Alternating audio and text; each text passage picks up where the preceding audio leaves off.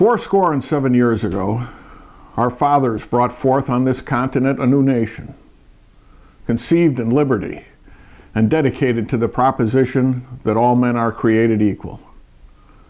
Now we are engaged in a great civil war, testing whether that nation or any nation so conceived and so dedicated can long endure. We are met on a great battlefield of that war. We've come to dedicate a portion of that field as the final resting place for those who here gave their lives that that nation might live.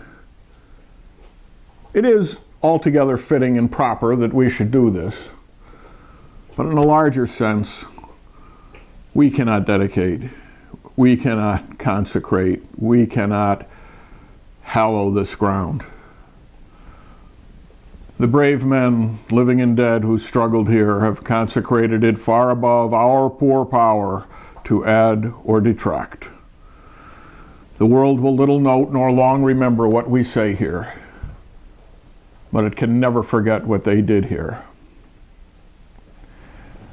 It is for us, the living rather, to be dedicated here to that unfinished work which they who fought here have thus far so nobly advanced.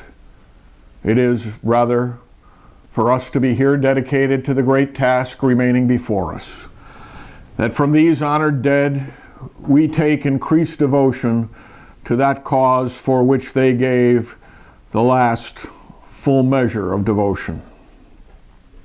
That we here highly resolve that these dead shall not have died in vain, that this nation under God shall have a new birth of freedom, and that government of the people, by the people, and for the people shall not perish from the earth.